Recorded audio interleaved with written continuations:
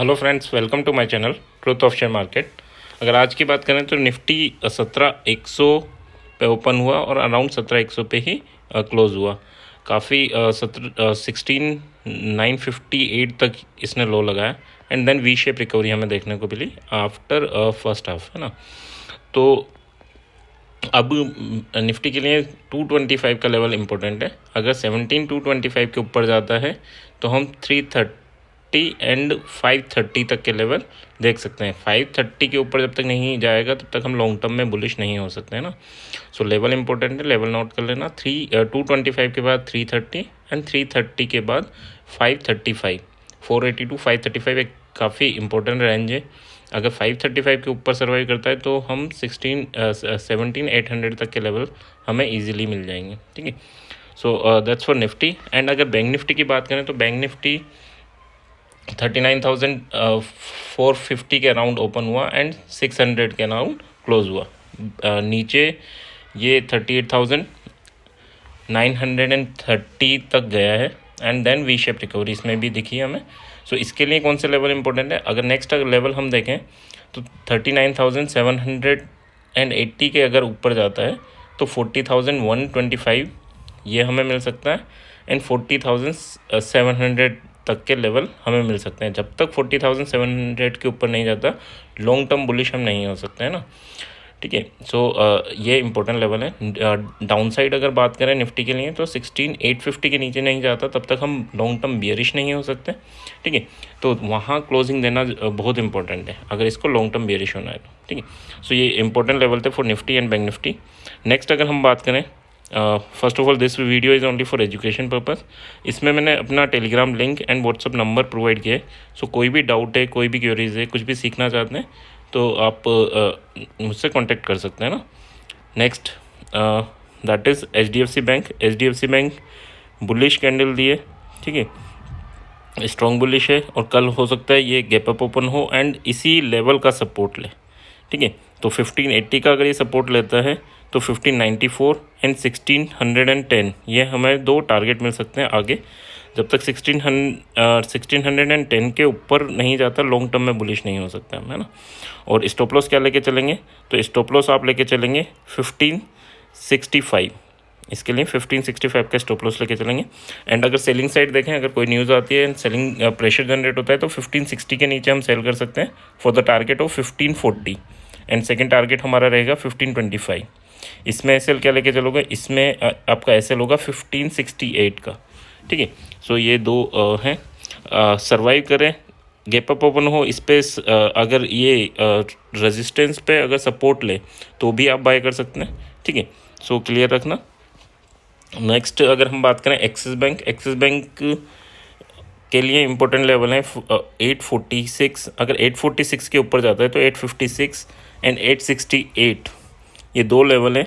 जब तक 868 ब्रेक करके सर्वाइव नहीं करता लॉन्ग टर्म में आप बुलिश नहीं हो सकते। तो अभी ये कंसोलिडेशन फेज में ही मान के चलना। बुलिश मूव था बट ये होता है कि हाँ, जब सेलिंग होती है तो प्रॉफिट बुकिंग होती है ना। तो किसी ने अगर 18,000 पे सेल कर रखा है तो वो 16,800 850 का एक लेवल था जहाँ उसे प्रॉफिट बुकिंग करनी होती है, तो उसकी वजह से भी बाउंस आते हैं। तो लॉन्ग टर्म अगर बुलिश होना है तो 868 के ऊपर, है ना। एंड अगर हम सेलिंग साइड की बात करें तो 832 के नीचे हम सेल कर सकते हैं for the target of 822 and 811। ये दो टारगेट के लिए हम सेल कर सकते हैं। स्टॉप लॉस क्या लेके चलेंगे? तो 840 का आप स्टॉप लॉस लेके चलोगे जब सेल करोगे। एंड अगर हम बाइंग की बात करें वहाँ स्टॉप लॉस क्या लेके चलेंगे? तो 838 का आप स्टॉप लॉस लेके चलोगे, ठीक है। नेक्स्ट अगर हम बात करें दैट्स फॉर रिलायंस ने कल जो कैंडल बनाई थी सेम एज इट इज़ उसके इनसाइड कैंडल ही बनाई है। एक कंसर्न जो मुझे है वो ये है कि बुलिश मूवमेंट के बाद भी रिलायंस ने अभी बुलिश मूवमेंट स्टार्ट नहीं किया, ठीक है। तो रिलायंस को भी सपोर्ट करना पड़ेगा मार्केट को, तभी ये बुलिश मूवमेंट अपने अभी रिसेंट रेजिस्टेंस को क्रॉस करेगा, है ना। तो हो सकता है अभी बाकी ने मूवमेंट दिया है और अगर बुलिशनेस कंटिन्यू रही तो कल रिलायंस बड़ा मूवमेंट देगा, है ना। सो रिलायंस के लिए क्या है 2245 का लेवल है, दैट इज़ इंपॉर्टेंट। अगर 45 के ऊपर सर्वाइव करता है तो 2270 फर्स्ट टारगेट एंड 2300 हमारा सेकंड टारगेट होगा। अनटिल एंड अनलेस 2300 के ऊपर नहीं जाता हम लॉन्ग टर्म बुलिश नहीं होंगे, है ना। यानी यहाँ पे अगर हम बाय करते हैं 2300 अगर जाए तो फर्स्ट टाइम हमें प्रॉफिट बुकिंग करना है, और अगर हमने बाय नहीं कर रखा तो हमें वहाँ जाते ही सेल कर देना है, ठीक है। तो ये प्रोसेस हम फॉलो कर सकते हैं। एंड सेलिंग साइड की बात करें 2225 के नीचे अगर जाता है तो 2200 एंड 2165 ये दो लेवल के लिए हम सेल कर सकते हैं। स्टॉप लॉस क्या होगा, इसमें स्टॉप लॉस आपको लेके चलना होगा जो सेलिंग के लिए आपका स्टॉप लॉस होगा 2245 एंड बाइंग के लिए स्टॉप लॉस होगा आपका 2225, ठीक है। नेक्स्ट अगर हम बात करें एसबीआई का, एसबीआई ने एक काफ़ी strong bullish hammer type of structure बनाया है, ठीक है। सो ये कंटिन्यू रहता है नहीं रहता वो कल देखते हैं हम, है ना। 533 के ऊपर आप बाय कर सकते हो for the target of 537 and 544, ठीक है। स्टॉप लॉस क्या लेके चलना है, स्टॉप लॉस छोटा सा स्टॉप लॉस है इसमें 529 का, ठीक है। 529 का स्टॉप लॉस सफिशिएंट होगा। एंड अगर हम बात करें सेलिंग साइड की तो 529 के नीचे आप सेल कर सकते हो। फर्स्ट टारगेट आपका 521 होगा एंड सेकंड टारगेट 512 होगा, ठीक है। सो ये हम कर सकते हैं फॉर एसबीआई। और इसमें आपका अगर सेलिंग साइड में हम बात करें तो हमें स्टॉप लॉस और छोटा लेना है, 531 का ही स्टॉप लॉस हम यूज़ करेंगे, ठीक है। नेक्स्ट बात करें टाटा मोटर्स की, तो टाटा मोटर्स ने इंडिसिसिव कैंडल बनाई है, ठीक है। डोजी स्ट्रक्चर है, बिल्कुल परफेक्ट डोजी बनाई है इसने। सो कल एक छोटी सी रेंज में दे रहा हूँ 420 एंड 419। अगर 419 के नीचे सर्वाइव करता है, 30 मिनट सर्वाइव कर ले, आप सेल कर सकते हो with a stop loss of 420।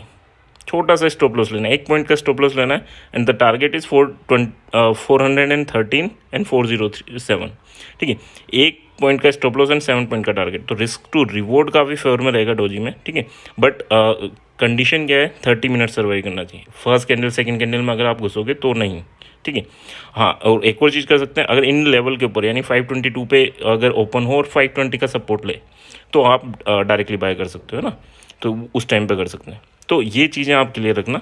But ये काफ़ी अच्छा स्टॉक है फॉर 20 मार्च, ठीक है। मंडे के लिए ये बेस्ट स्टॉक है क्योंकि रेंज काफ़ी छोटी है, स्टॉप लॉस काफ़ी छोटा है, रिस्क टू रिवॉर्ड काफ़ी फेवर में। और अगर 420 के ऊपर जाता है, 420 के ऊपर सर्वाइव करता है तो 426 का टारगेट एंड 432 का टारगेट के लिए हम बाय कर सकते हैं। एंड स्टॉप लॉस 419, 1 पॉइंट का स्टॉप लॉस लेंगे हम, ज़्यादा नहीं लेंगे। बट कब लेंगे, जब 420 के ऊपर सर्वाइव करे 30 मिनट्स, है ना। 20.5 20.6 इस टाइप से ही सर्वाइव करे, दैट्स सफिशिएंट, है ना। सो टाटा मोटर बेस्ट स्टॉक है फॉर मंडे। नेक्स्ट बात करें अडानी, अडानी अभी कुछ कर नहीं रहा, ठीक है। और अडानी का जो इम्पैक्ट था वो भी मार्केट में कम होता जा रहा है ना, क्योंकि अब अडानी के मूवमेंट, वो बड़े मूवमेंट जो स्टार्टिंग में दिए थे उसने, वो अब ये कंट्रोल में है ना। बट इसलिए मैंने इस बार छोटे लेवल की बात की जो डे में अचीव हो सकें। सो 1910 के ऊपर अगर जाए, आज क्या है के ऊपर सर्वाइव करे तो 1992 ये टारगेट के लिए हम बाय कर सकते हैं। एंड सेकंड टारगेट हमारा होगा 2051। सेलिंग साइड की बात करें तो 1840 के नीचे हम सेल कर सकते हैं। एंड स्टॉप टारगेट जो होगा that is 1770 and second target होगा 1680। स्टॉप लॉस क्या लेके चलना है, अगर आप 1840 के नीचे सेल करते हो तो आपका स्टॉप लॉस होगा 1875, ठीक है। और अगर आप 1910 के ऊपर बाय करते हो तब भी स्टॉप लॉस आपका इस स्टॉक में 1875 ही होगा, ठीक है। तो दोनों केसेस में 1875 है, बट वो क्रॉस होना चाहिए, यानी ऊपर से आए तो नीचे जाना चाहिए और नीचे से जाए तो ऊपर जाना चाहिए, ठीक है। टच होने की बात नहीं है ना। So that's a stop loss for Adani enterprises. I hope कुछ डाउट हो तो आप पूछ लेना, है ना। Thank you.